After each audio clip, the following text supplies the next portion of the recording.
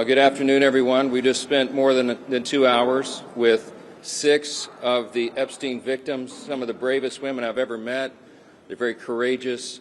They shared their stories. Some of the ladies have shared these stories publicly before, but at least 2 of the women had never told their stories before, one for the very first time in the room. And so there were tears in the room. There was outrage. It was both, I would describe it as heartbreaking and infuriating that justice has been delayed so long. Some of the women in the room began to be groomed by Epstein and his accomplices, Ghislaine Maxwell and the others, 30 years ago. There were 4 attorneys in the room. Some of them began civil litigation against Epstein and the Epstein evils and everything associated with it 20 years ago. This has gone on for a long, long time. And they shared their stories. They shared how these brave young women, Epstein and his accomplices, stole their innocence, stole their very lives in some cases, stole their hopes and dreams and aspirations and ruined them in so many ways. But they came forward courageously to share their thoughts and their hopes in the House Oversight Committee and the House itself, that we would do this in a bipartisan fashion and seek those answers, and we will. They are owed that. There may be as many as 1,000 victims. Think of it. Hundreds and hundreds of young women who some of us imagine seated behind these 6 women. One of the members in the committee said that they speak for all of them. And it's been long, long overdue. So the objective here is not just to uncover, investigate the Epstein evils, but also to ensure that this never happens again, and ultimately to find out why justice has been delayed for these ladies for so very long. It is inexcusable, and it will stop now because the Congress is dialed in on this. I'm very grateful for the leadership of Chairman James Comer of the House Oversight Committee, who's with me here, and he's done an extraordinary job. August was a very busy district work period for so many members of Congress who were fanned out across the country in their districts doing town halls and business roundtables and constituent services. But our House Oversight Committee was working all along on their subpoenas. And I'll let him recount for you some of the great work that has already been done. But 34,000 Epstein documents have already been collected. We will not stop there. This is the beginning and not the end. And they are going through very carefully because we have 2 ultimate objectives here. We want to bring justice to every single person who is involved in the Epstein evils or the cover-up thereof, but we also want to be equally certain that we protect the innocent victims. Many of these young women, some of them are now middle-aged women, have never come forward. We do not want their names or identities to be uncovered carelessly or intentionally in any way. And so the House Oversight Committee, in a bipartisan fashion, is combing through these documents to ensure that we redact only the information related to the innocent victims themselves. We cannot be involved in subjecting them to any more harm. With that, I want to yield to our very able and very busy chairman for all the great work he's been doing, Jamie Comer. Well, thank you, Mr. Speaker. I'll just give a quick update. I think everyone knows who all we've subpoenaed thus far in the initial batch.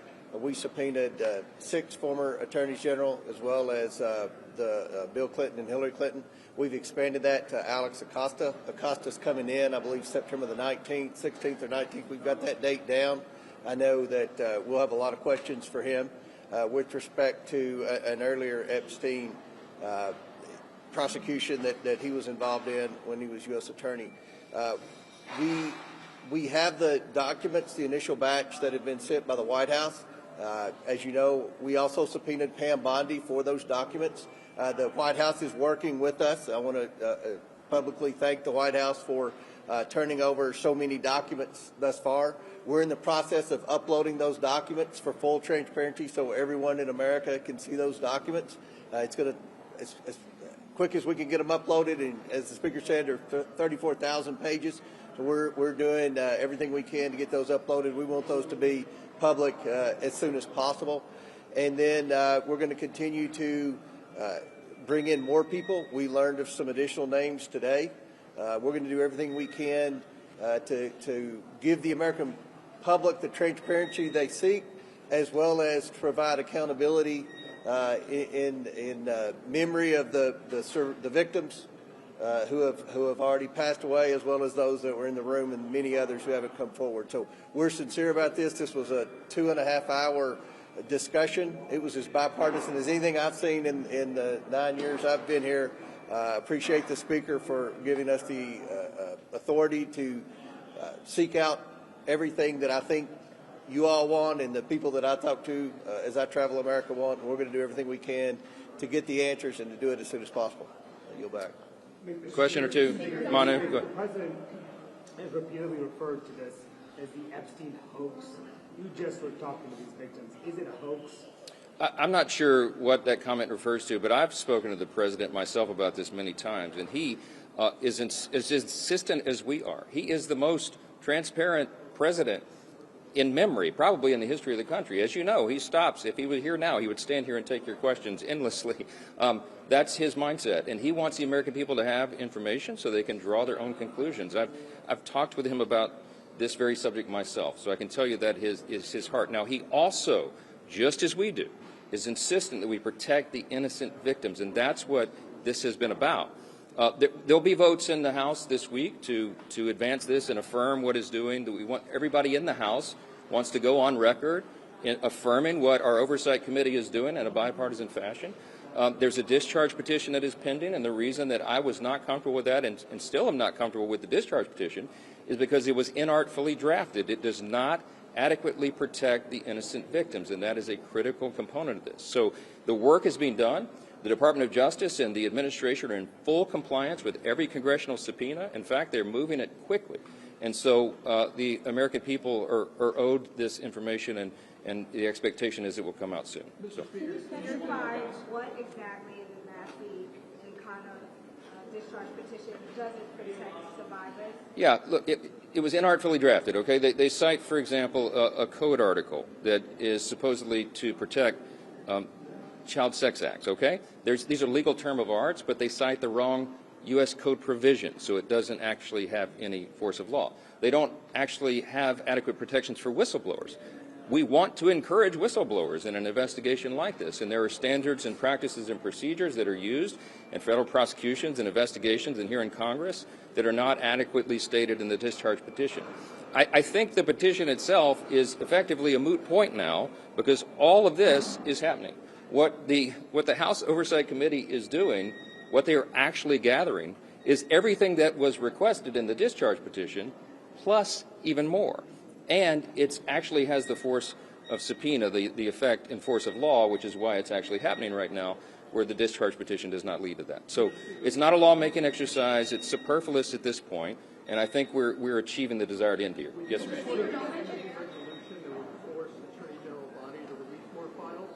Well, we have a subpoena which must be supplied, must be enforced, and that does have the effect of law. So it's even more effective than a vote on the floor. I mean, we have subpoena authority, and it is being used aggressively here.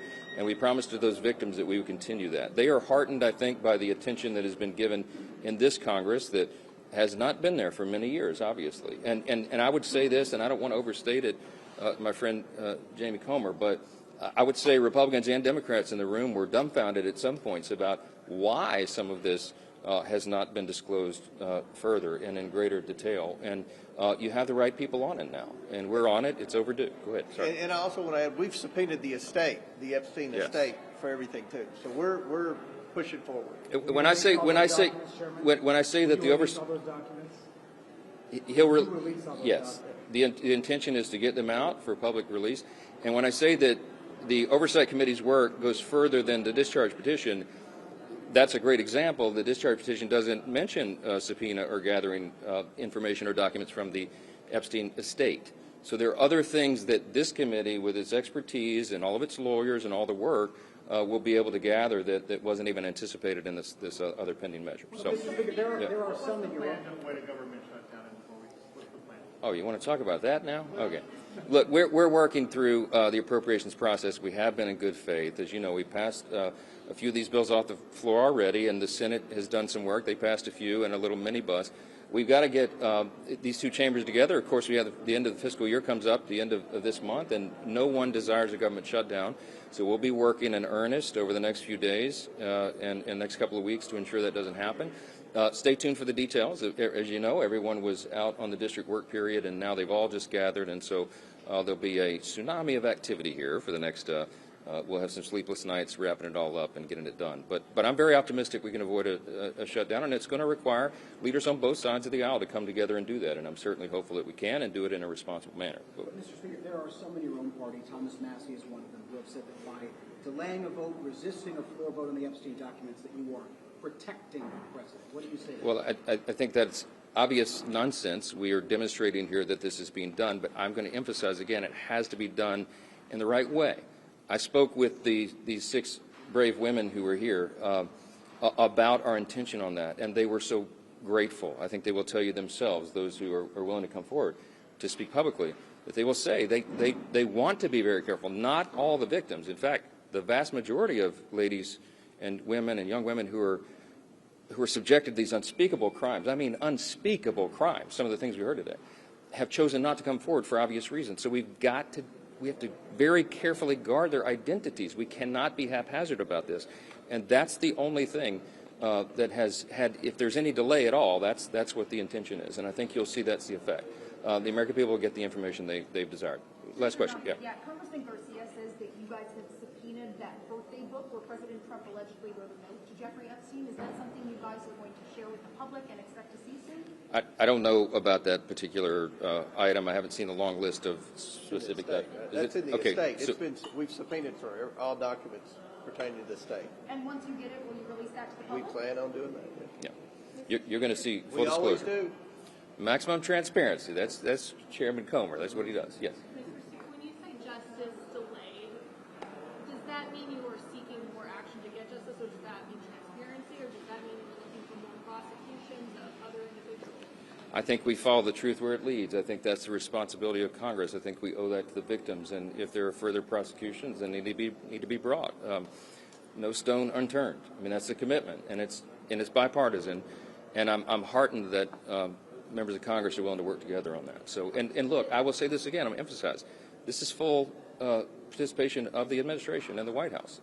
The president has the same desire, so long as we're protecting the innocent victims. So there'll be a lot more on this in the coming days. So thank you all for the time. We appreciate it. Yeah.